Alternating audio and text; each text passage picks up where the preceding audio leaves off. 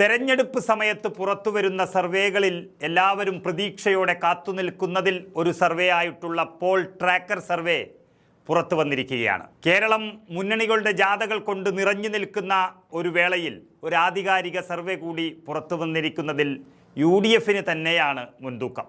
എങ്കിലും അവർ ടാർഗറ്റിലേക്ക് എത്തിക്കൊണ്ടിരിക്കുന്നു എന്ന സൂചനയാണ് ഇത് നൽകുന്നത്.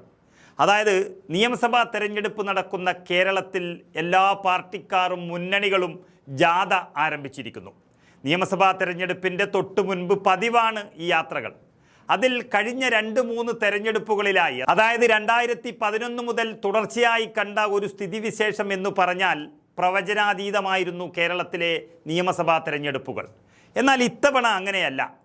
കേരളം ഭരിക്കുന്ന ഇടതുമുന്നണി പിണറായി വിജയൻ്റെ നേതൃത്വത്തിലുള്ള സർക്കാർ ജനങ്ങൾക്ക് ഒരു ബാധ്യതയായി മാറിയിരിക്കുകയാണ്.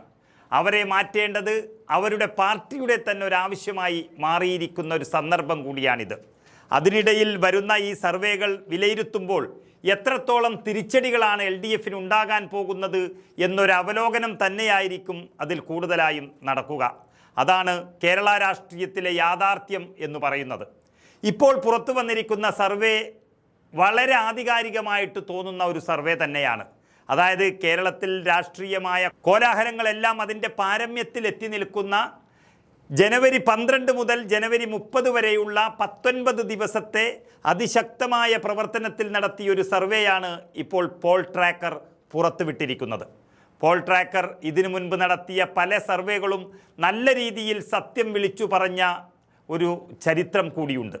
അവർ നടത്തിയ സർവേയിൽ 23,800 സാമ്പിളുകളാണ് കേരളത്തിൽ നിന്നും സ്വീകരിച്ചതും പരിശോധനയ്ക്ക് വിധേയമാക്കിയതും.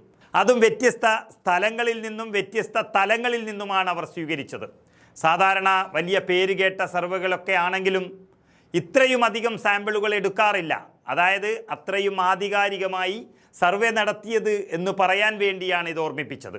അങ്ങനെ നടത്തിയ ഒരു സർവേയിൽ പറയുന്നത് കേരളത്തിലാകെയുള്ള 140 സീറ്റുകളിൽ 89 മുതൽ 96 സീറ്റുകൾ വരെ നേടി UDF അധികാരത്തിലെത്തും എന്നുള്ളതാണ്.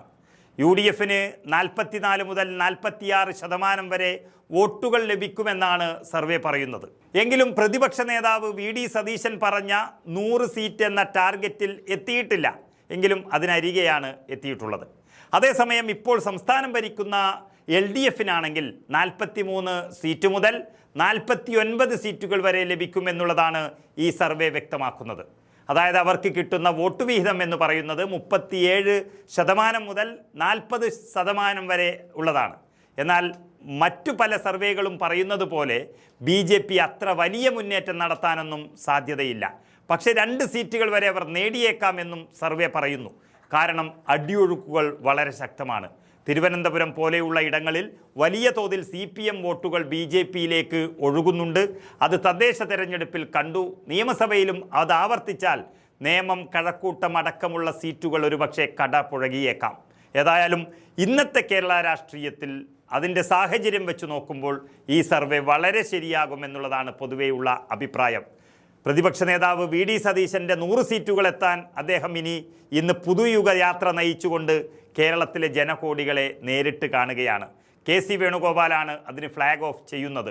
അത് കഴിയുമ്പോഴേക്കും 100 സീറ്റ് കടക്കുമെന്നുള്ളൊരു പ്രതീക്ഷയാണ് UDFന് ഉള്ളത്.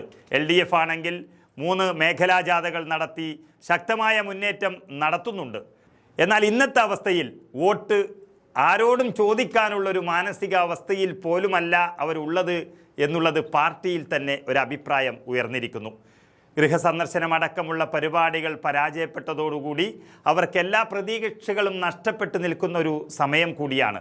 എങ്കിലും ജാതിമത സമവാക്യങ്ങളിലെ അട്ടിമറികൾ മാത്രം പ്രതീക്ഷിച്ചു നിൽക്കുകയാണ് LDF. ഏതായാലും ഇപ്പോൾ പുറത്തു വന്ന ഈ പോൾ ട്രാക്കറിൻ്റെ ആധികാരിക സർവേ അങ്ങനെ തള്ളിക്കളയേണ്ട ഒന്നല്ല എന്നുള്ളതാണ് പൊതുവെയുള്ള അഭിപ്രായം.